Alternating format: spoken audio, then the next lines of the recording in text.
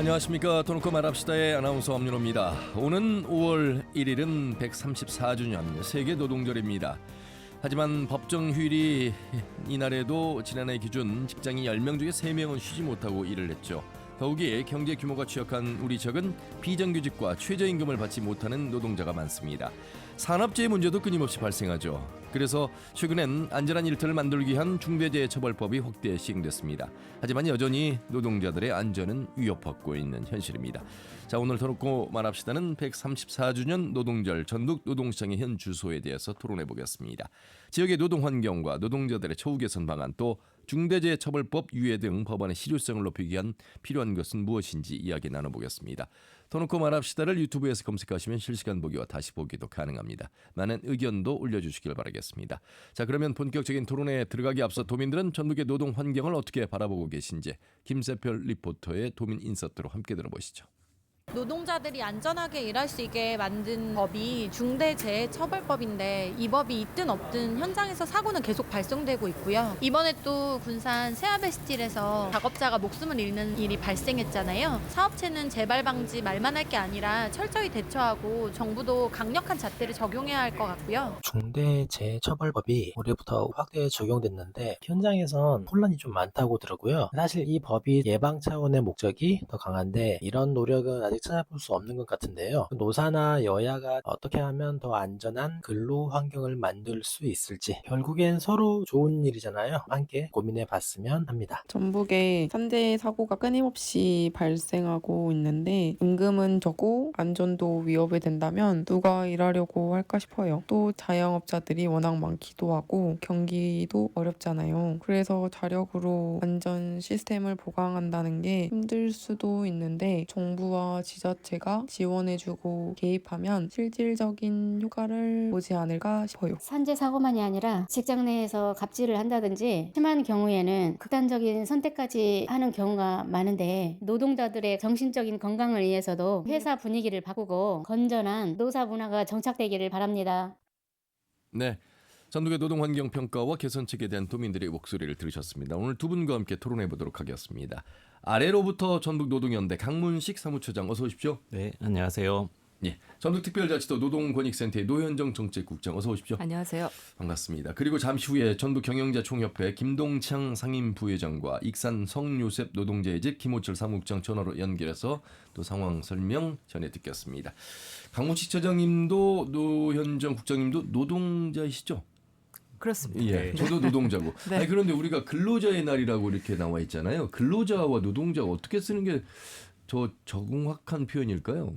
네, 오랫동안 노동자라는 표현을 다시 되찾아야 된다라는 요구들을 해왔습니다. 여러 이제 노동운동 하시던 선배님들, 지금 현재도 민주노총이나 여러 노동단체가 이야기하는데 근로자는 한자 자체가 근면하게 일하는 사람이라는 뜻이에요. 그러니까 원래 어떤 임금 노동자들을 노동자라고 총칭하는 건데 급여를 받고 일하는 사람들이면 노동자인 거거든요. 그런데 거기에 어떤 가치를 부여하는 거죠. 너희들은 근면하게 시키는 대로 일해야 돼. 그건 사실 일제 때 만들어진 그런 표현인 거고 또 독재 정권 하에서 또 그런 표현들을 많이 법적인 용어로도 이렇게 도입을 하고 그렇게 했던 것이죠. 예.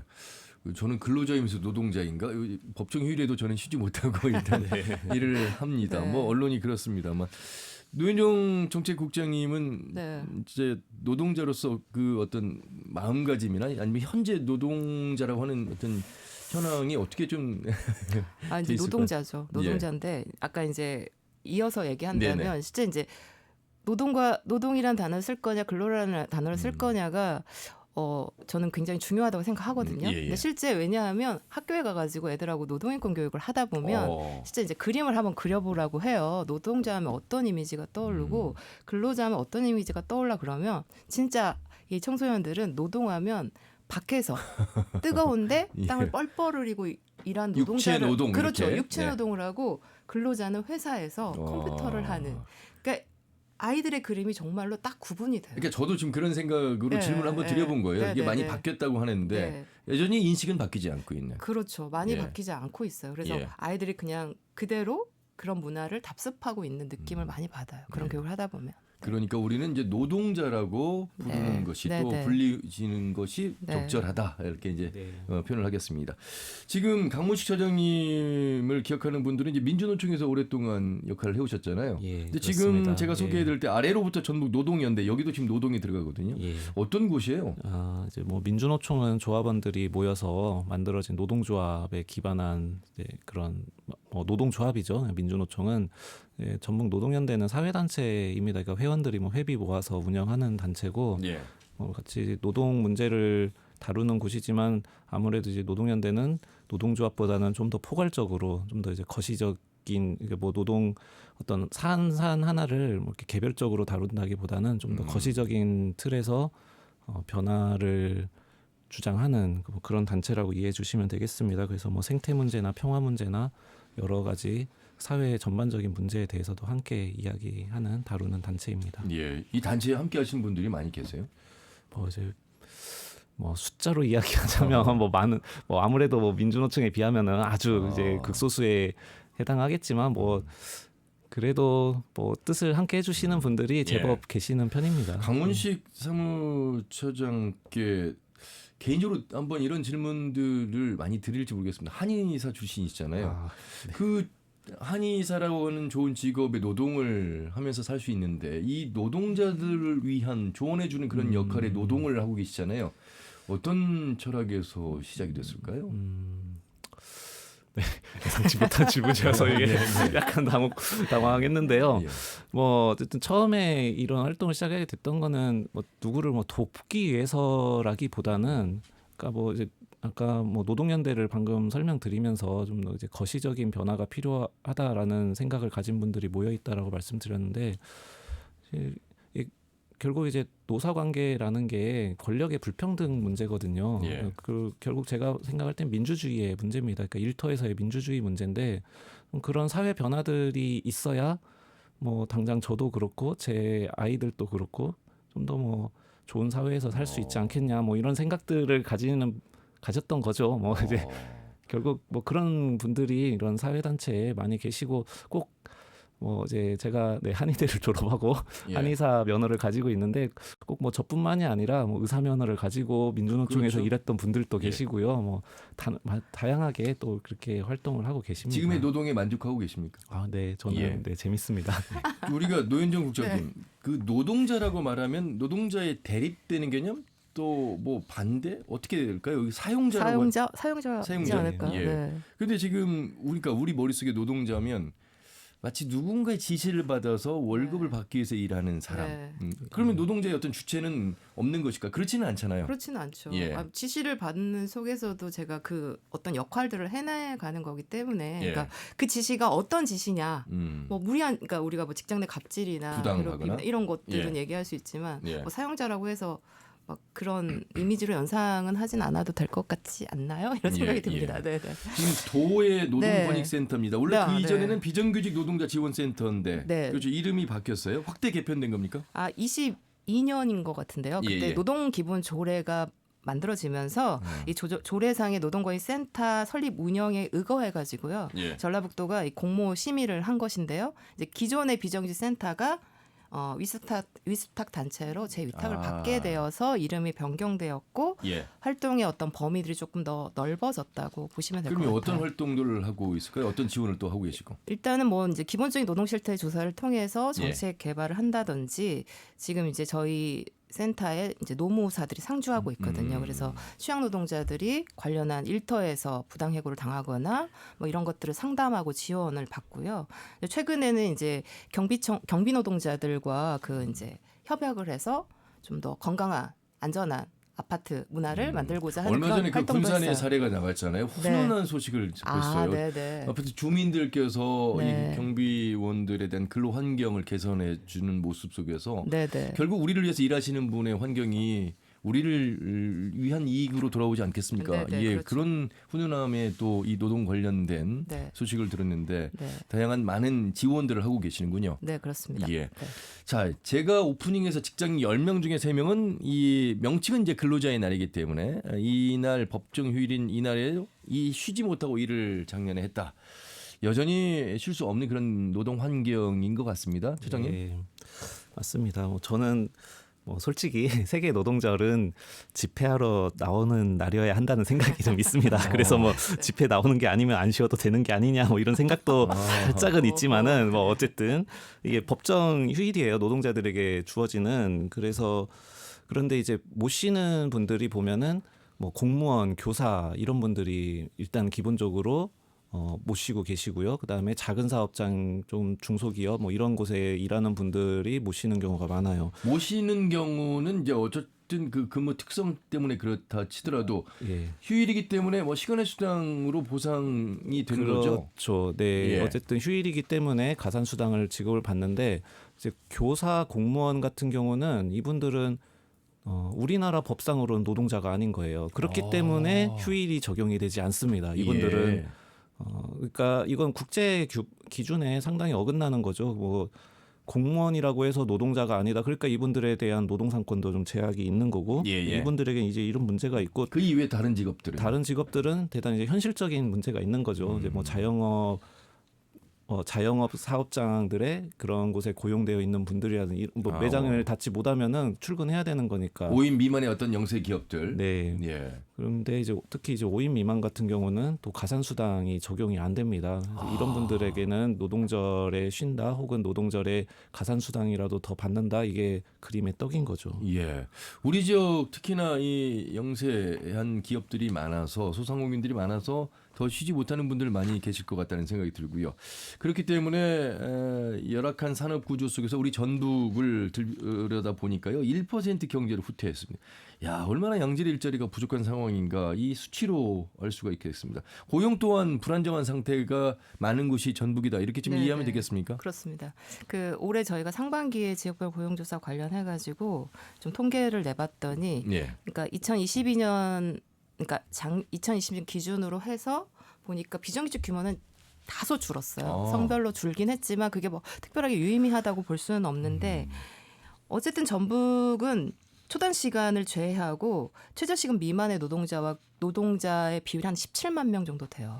예. 그리고 그 중에서도 여성의 비중이 굉장히 높다는 거고 거의 65% 정도가 되더라고요. 예. 그리고 어쨌든 이거는 이제 단순하게 이제 통계를 가지고 나눈 값이기 때문에 실제 위반을 하고 있는지는 따져봐야겠지만 예. 최저시급 미만인 노동자가 30%대를 육박하고 있는 것이기 때문에 굉장히 심각하다고 볼 수 있고요. 지난 2년간 이 노동자의 비율이 최저시급 미만의 노동자의 비율이 높아지고 있다라고 하는 거고요. 또 이제 여러분들이 많이 아시겠지만 이제 성별임금 격차. 그렇죠. 또 이 어쨌든 한국 노동시장에서 벌어지는 모든 문제의 결과라고 볼 수 있는 임금의 문제를 저희가 살펴보니까 2023년에 전북 여성의 월 평균 임금이 얼마일까요? 한 대략 얼마일 것 같으신가요? 한 200만 원 정도, 205만 원 정도. 최저임금 조금 더 되네요. 네, 그렇죠. 예. 그러면 남성의 임금은 얼마일 것 같으세요? 일단 이보다는 더 많겠죠. 예. 맞습니다. 314만 원 차이가 정도 그렇게 많이 됐거든요. 나요? 그래서 보통 한 100만 원대로 왔다 갔다 해요. 이야. 90만 원대에서 100만 원대. 그러니까 여성이 어쨌든 남성이 100만 원 받을 때 여성이 한 60%대, 그러네요. 60만 원 정도의 임금을 받는다는 것을 통계로 확인하게 됐고요. 그래서 여전히 좁혀지지 않고 전국의 경우도 마찬가지인 상황이에요. 그래서 이런 문제들이 여전히 계속 반복되고 있다라고 하는 것이 좀 개선되고 있지 않아요. 아니, 그 양성평등이랄까 어떤 여성 상위라고 얘기를 하는데 여전히 임금에 있어서는 임금에 격차가 있어서. 아직도 그렇습니다. 남성이 더 많군요. 네. 자, 이렇게 이제 수치를 통해서 여러분들께서 더 이해하기가 쉬우실 것 같은데요. 산재 사망률 한번 살펴볼까요? OECD 국가 중 우리나라가 산재 사망률 1위입니다. 1위.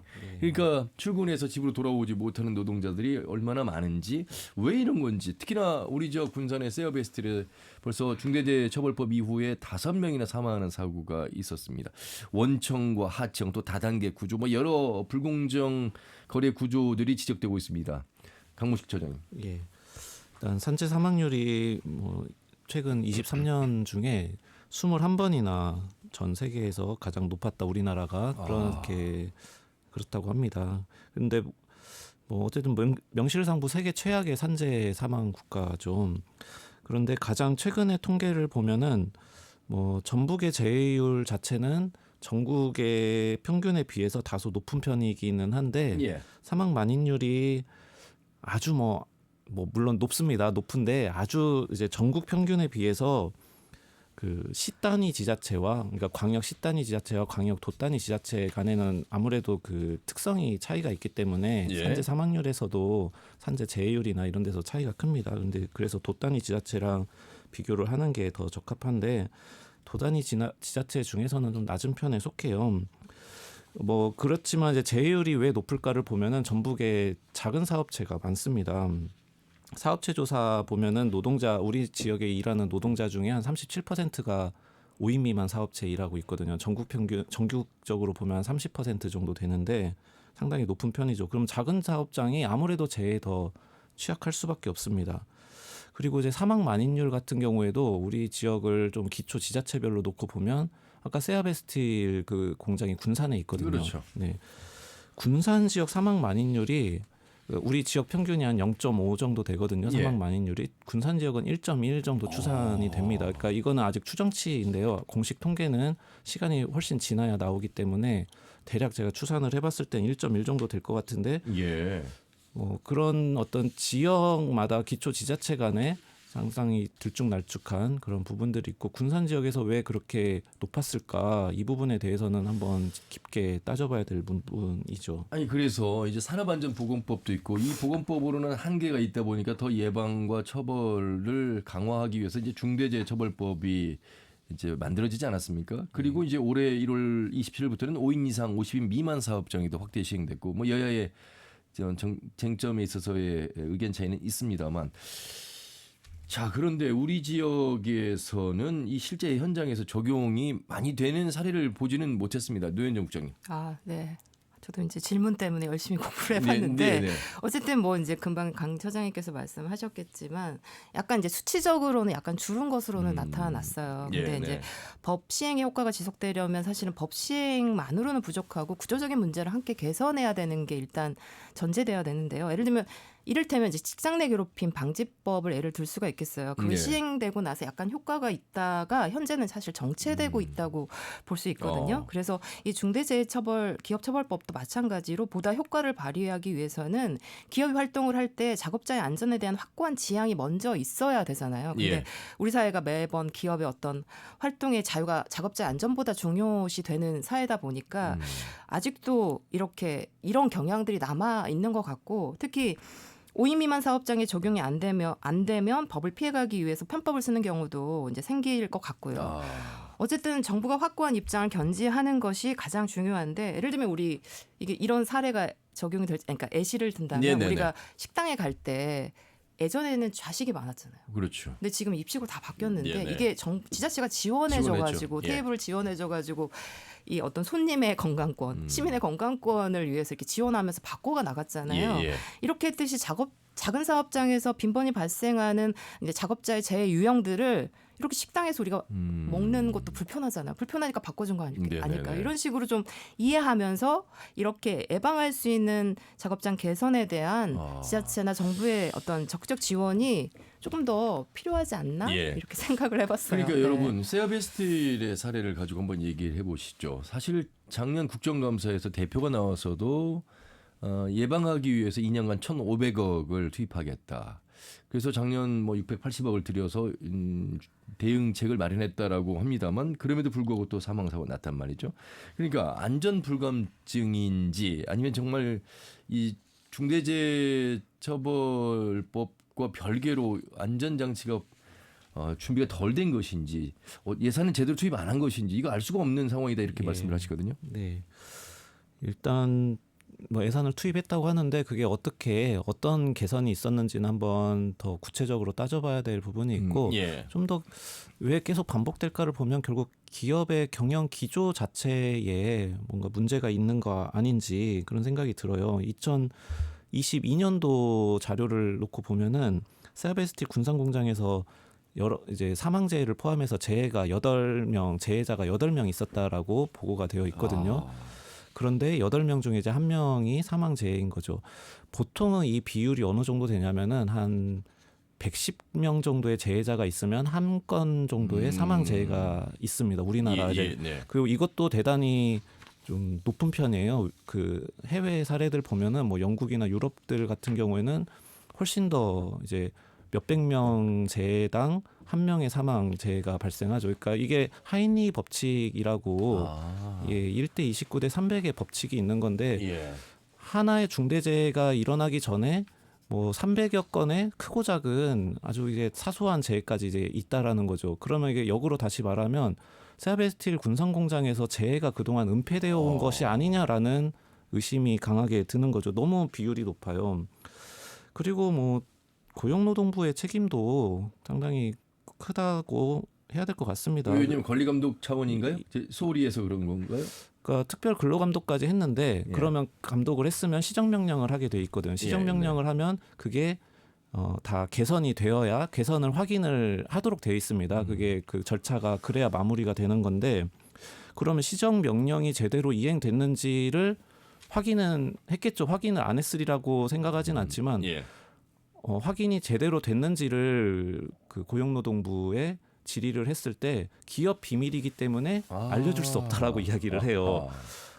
저는 참 상식적으로 잘 납득이 안 됩니다. 그래서 무엇을 개선하라고 지적을 했고 그것이 그러니까요. 이행이 됐는지 확인하는 것이 왜 기업의 영업 비밀인지 그런 것들이 제대로 정보가 공개가 되고 이제 지역사회에서도 알 수 있어야 기업들도 더 개선하는 노력을 하고 예방을 하고 그러지 않겠느냐라는 거죠.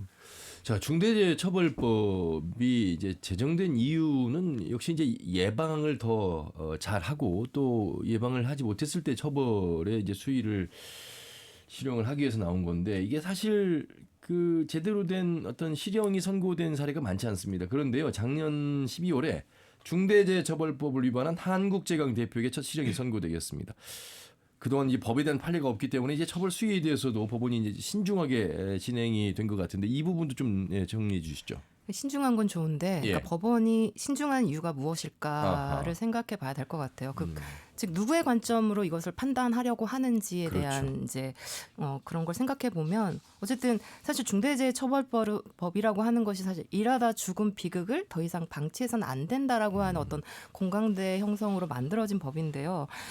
가장 취약하고 중대산업재해가 가장 빈번하게 발생하고 있는 곳, 예를 들면 일터가 5인 미만이든 사실 50인 미만이든 해당 사업장에서 일하다 죽은 일이 발생하지 않도록 발생했다면 재발하지 않도록 하는 어떤 신중함이 필요한 건데 이 신중함이 지연하고 판단을 지연하고 또 지연하고 이러면서 판단을 하고 있는 것 같아요. 사람의 목숨, 어떤 생명이라는 점에서 신중을 해야 하는 것이고 이러한 노동자의 생명의 관점에서 신중을 기하는 법원의 판단이 있을 때 정부도 그에 맞는 어떤 조치들을 할 것 같거든요. 근데 실제 뭐 여성폭력 사건 관련해서도 사실 재판관이 판결할 때 굉장히 이제 피해자의 좀 불리한 판단들을 하잖아요. 그럴 때 우리가 요구하는 게 재판관의 성인지 감수성을 얘기하듯이 이런 판단을 하는 재판관에게는 노동인권 감수성이 정말 필요하다라는 생각이 들었어요. 네.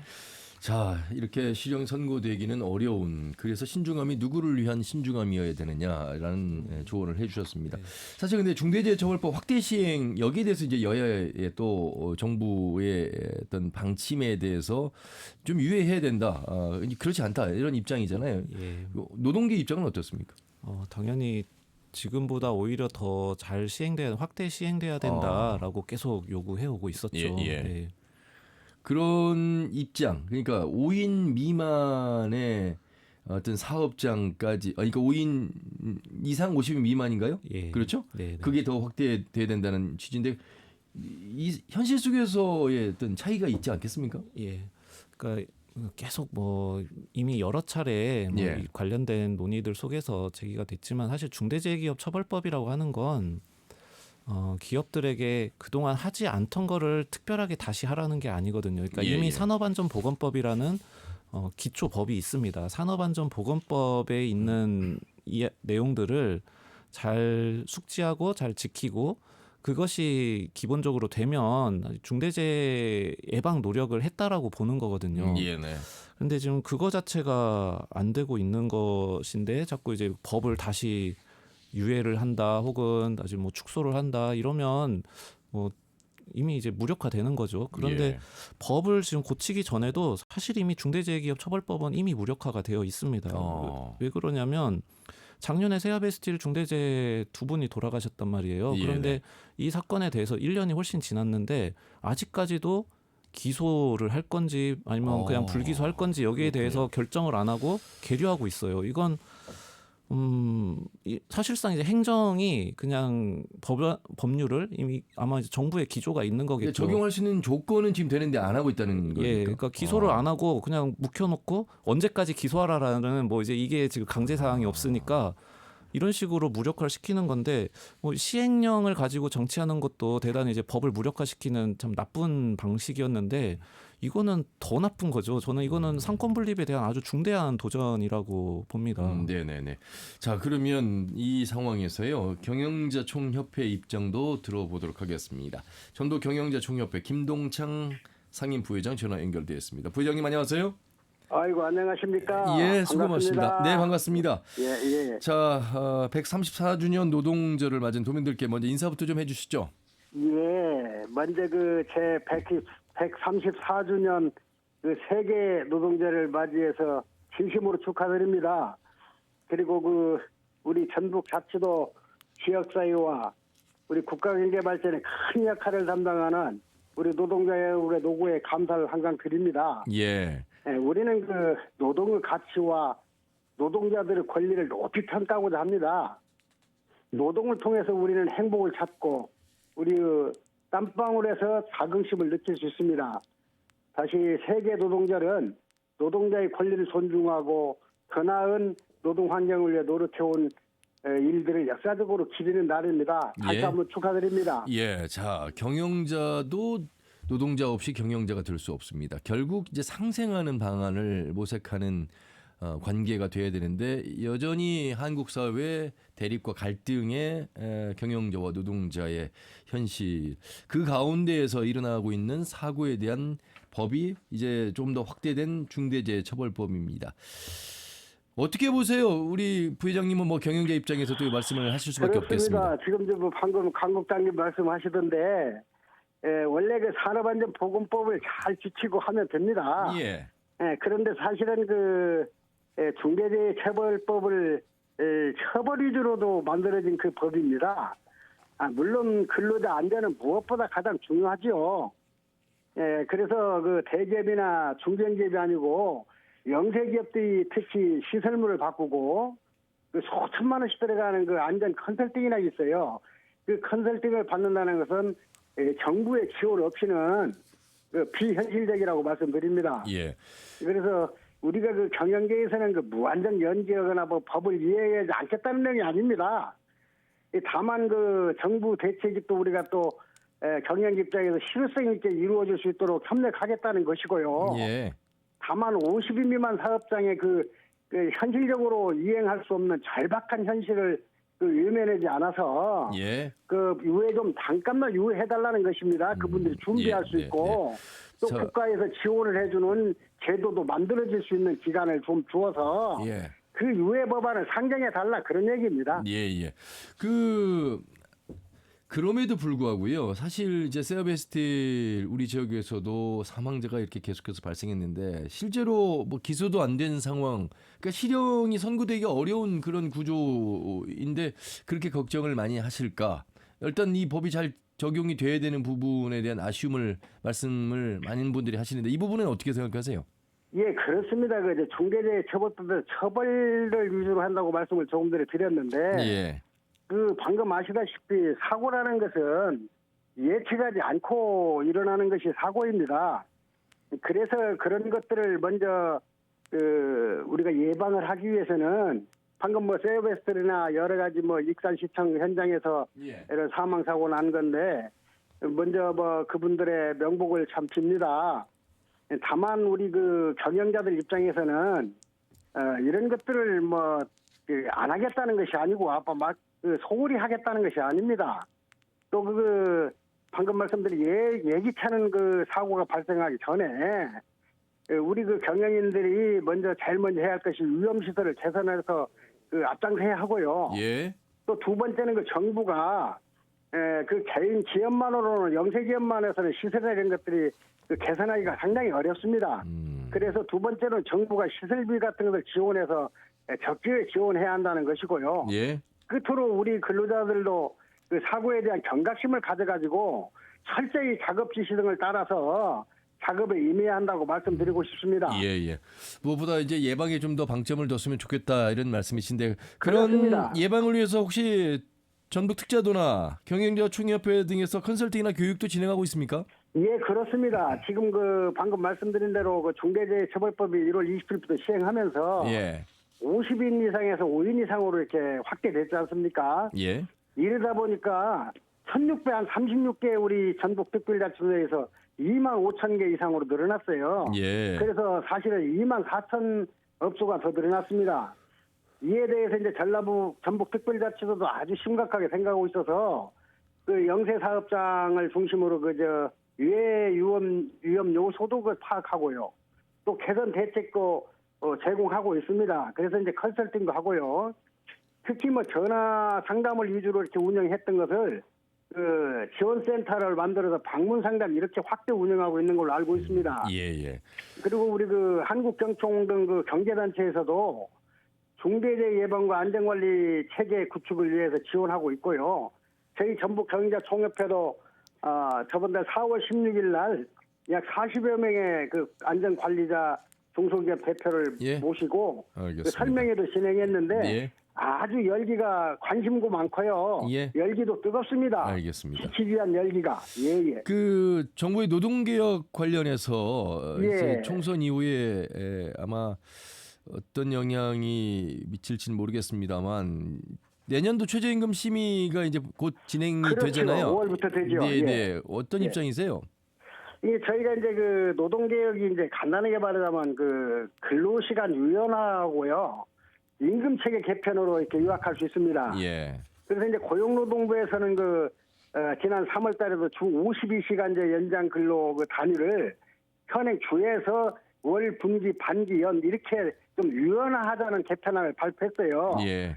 여기에 대해서 이제 그 정치권이나 노동계에서는 근로시간이 오히려 69시간까지 늘어날 수 있다고 이렇게 그 재검토하라고 그런 의견을 내고 있습니다. 그래서 이제 다만 이제 이게 그 주 52시간 근로시간 개편 관계는 이제 근로기준법 개정 관계이기 때문에 국회가 꼭 동의가 필요합니다. 그래서 지금 현재 총선 결과가 여소야대 상황이 굳어진 만큼 그 법 추진이 제동이 걸리지 않을까 하는 생각도 하고 있고요. 예. 아무튼 그러나 이게 뭐 정치하고 관계가 아니고 우리 근로자나 경영자들의 그 애로사항과 이런 불편한 거 또 아니면 어떻게 하면 더 효과적인 거에 대해서 정부에서 관심을 갖고 한다면 우리는 같이 따라야 되지 않을까 하는 그런 생각을 평소 합니다. 예.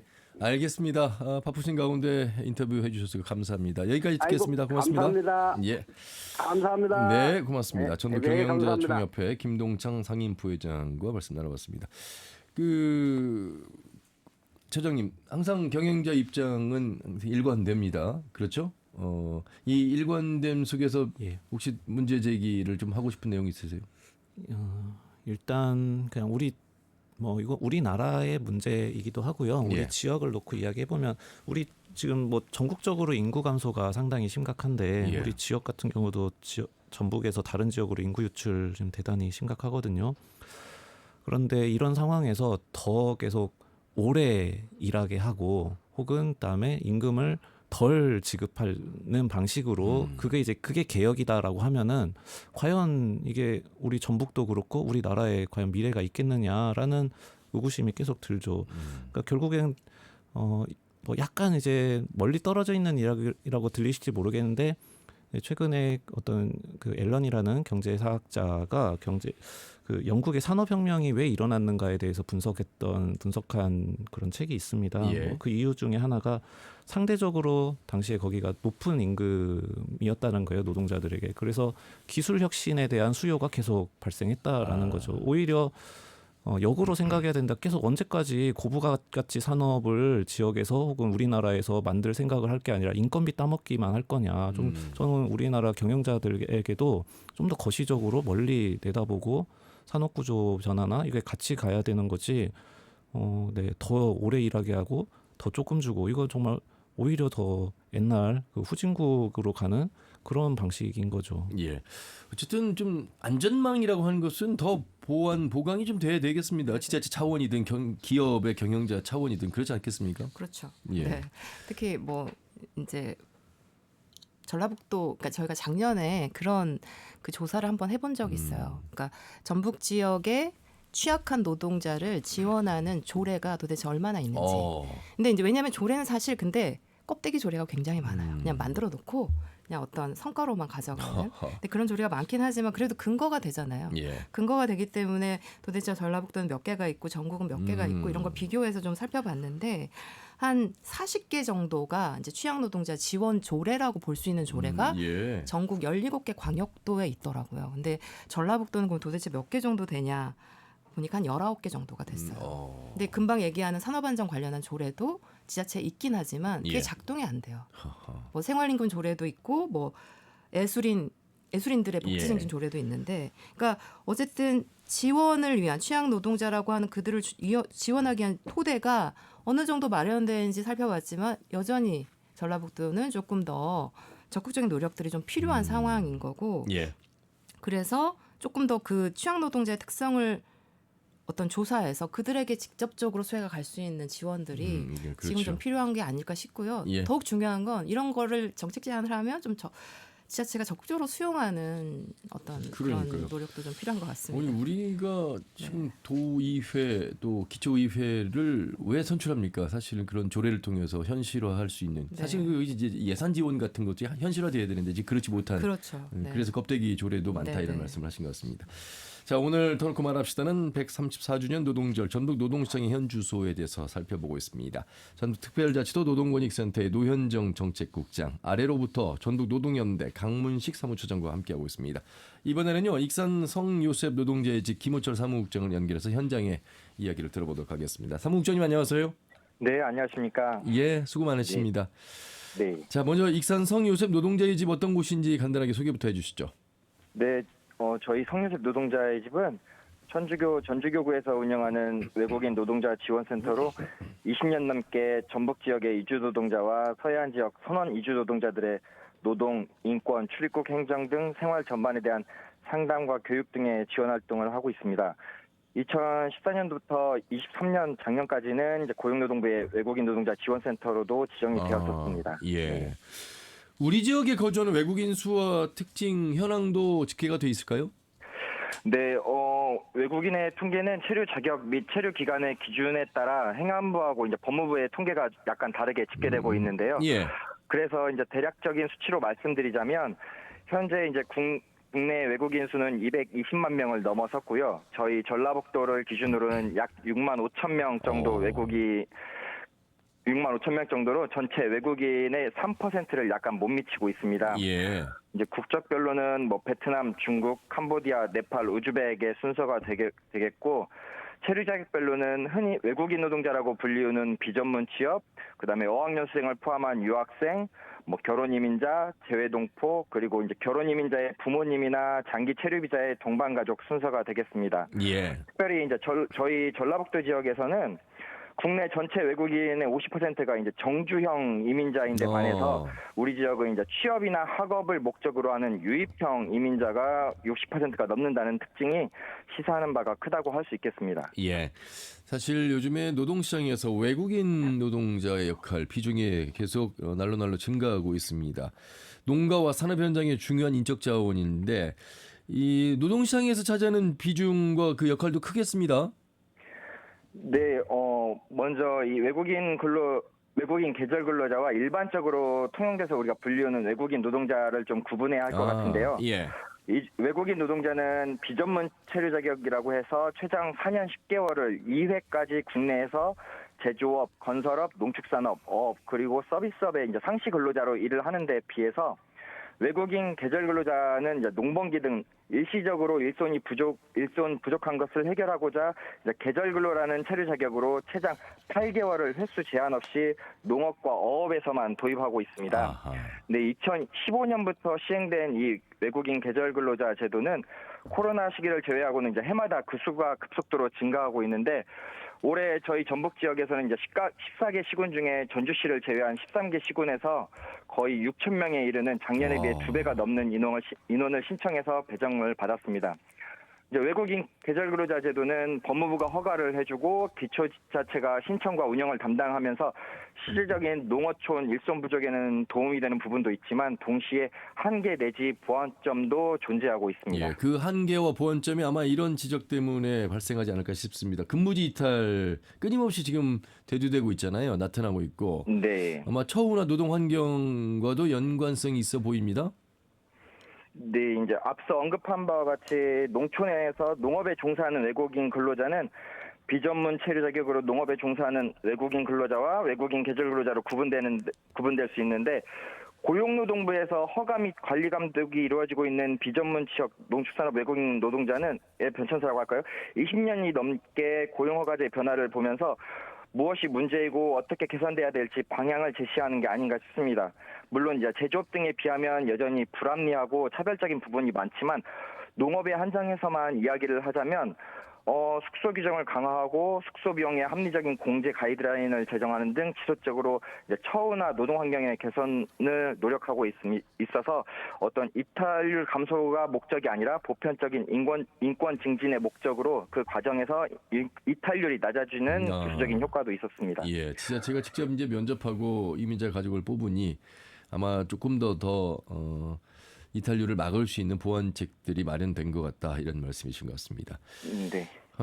이민 정책에 앞장서기 위해서 법무부와 외국인 이민 정책 테스트베드 업무 협약을 체결하고요. 이민 정책 특례도 추진하고 있습니다. 아마 이게 이제 특자도 시행 이후에 가능한 영역이어서 이런 부분에 전북 특자도가 지금 집중하고 있는데 잘 끌고 가기 위해서 주문하실 내용 있으실까요?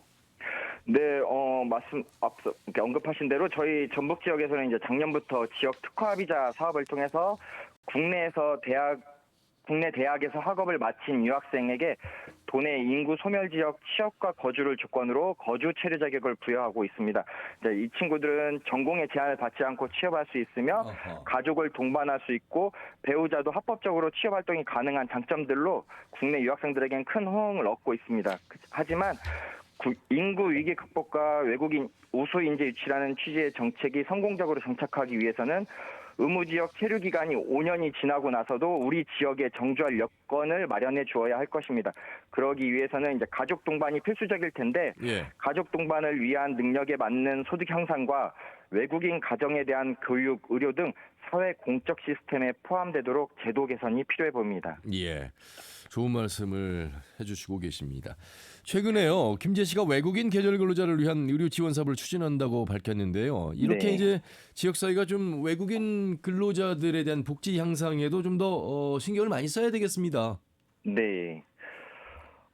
우리나라 이제 건강보험이 직장가입자가 아니라면 외국인 경우에는 입국 후 6개월이 지나야 이제 지역가입자로 가입할 수 있는데 외국인 근로자의 경우는 현재 최대 체류 기간이 8개월이 되다 보니까 공공형 외국인 계절 근로자는 직장 가입이 되지만 농가형이나 이제 결혼 이민자 가족 초청 같은 경우는 지역 가입자로만 가입을 할 수 있고, 즉 현실적으로 체류 기간이 8개월인데 6개월이 지나야 건강보험이 가입되는 어떤 이러한 문제점으로 인해서 또 다른 어떤 노동을 할 수 있는 외국인 체류 자격에 비해서도 좀 차별이 존재하고 있어서 이런 그 김제 같은 사업들은 좀 필요해 보인다고 생각합니다. 예, 알겠습니다.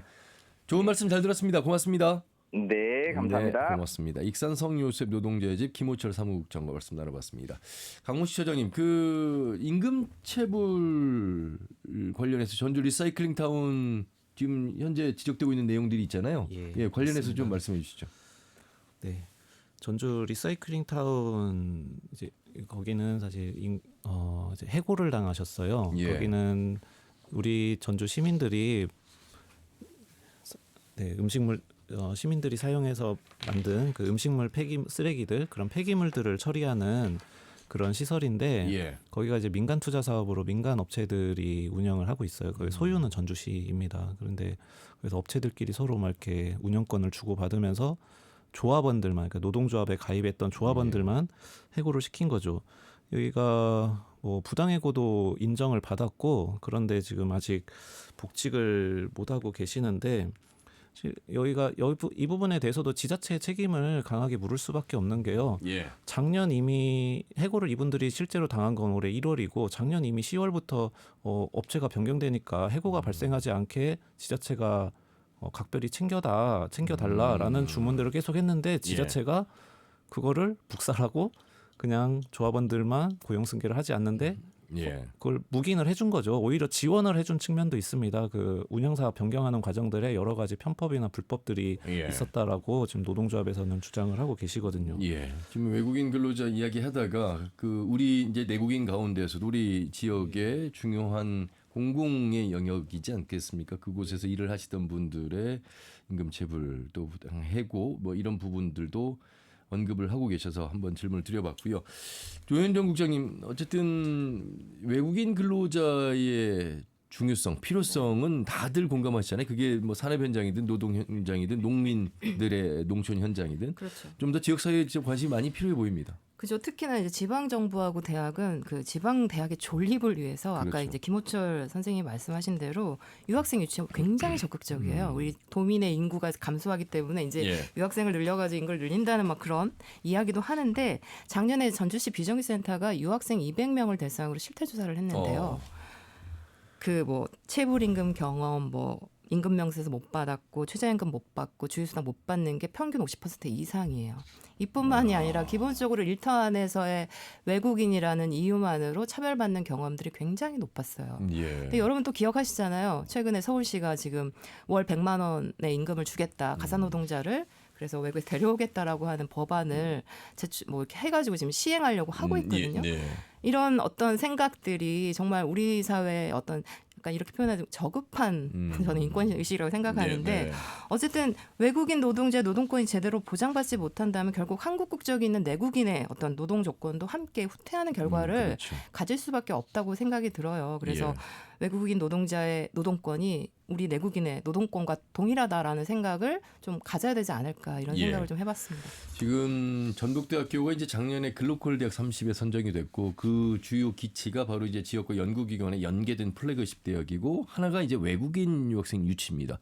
아마 2028년까지 5천 명, 그 이후에 더 10,000명으로 이제 늘어나는 그리고 떠나는 유학생이 아니라 정착하고 정주하는 유학생 이것이 이제 인구 증대의 정책이기도 하고 또 대학의 살아남기 위한 그렇죠. 방향성 네. 그런 가운데 지자체가 좀 더 고민을 해야 될 부분들 또 대학이 고민해야 될 부분들이 많을 것 같습니다. 강문식 처장님. 예. 결국에 이민자를 받는 것은 어느 정도 앞으로도 확대될 수밖에 없다고 생각합니다. 예. 그런데 이게 지금 계속 왜 이민을 받느냐가 노동력이 지금 부족하니까 그래서 노동력을 공급을 해야 되는데 어쨌든 뭐 출산율도 너무 낮아지고 그러니 뭐 이민밖에 답이 없다. 이제 계속 이제 논의가 그런 식으로 되거든요. 이런 방식으로 논의가 이루어지면은 아마 실패할 것이라고 생각을 합니다. 그러니까 이분들을 사회의 일원으로 받아들일 수 있어야 되는데 사람을 되게 기능적으로 도구적으로 우리 사회에 필요하니까 일단은 데려오자. 아까 말씀하셨던 뭐 가사노동자 뭐 그런 그 유입이라든지 이런 것들을 계속 이렇게 하는 거죠. 과연 그러면 우리 지역 차원에서 보자면은 그렇게 그런 방식으로 오시면은 과연 전북에 얼마나 오래 남아 계실까? 지금도 이미 계절 노동자들 혹은 이따 이제 비자를 받아서 오시는 분들도 이미 미등록 신분을 감수하고 다른 지역으로 가시거든요. 여기에서 여러 가지 뭐 임금이라든지 뭐 노동 조건, 뭐 처우들 여러 가지가 잘 만족이 안 되니까 아마 그렇게 되겠죠. 그런데 예. 그러면 이분들을 우리 사회 일원으로 맞이하려면 이분들에게 단순히 뭐 임금만 잘 보장하자 뭐 이런 문제가 아니라 뭐 교육이나 문화나 복지 이런 우리가 이제 뭐 이렇게 누리고 있는 여러 가지 권리나 서비스들이 이분들에게도 제공이 되어야 됩니다. 그러니까 이런 측면들이 같이 뭐 고려가 되지 않는다면 좀 이런 준비가 되어 있는지 이런 질문부터 해야 될 것 같습니다. 예. 여러분 우리 지역의 이제 고교 실습생의 안타까운 사연을 기억하시는 분들 많이 계시죠. 그 실제 현장 실습생 이렇게 전주 콜센터 현장 실습생이죠. 자살 사건을 다룬 다음 소희라는 영화가 지난해 개봉이 됐습니다. 상당히 다양한 연령대에 불문하고 노동자라고 하는 현실 속에서 특히나 이 지금 고등학생 신분이거든요, 실습생이. 예. 이런 사건들이 반복되지 않도록 우리가 좀 더 촘촘한 시스템 강화가 필요하지 않을까 싶습니다.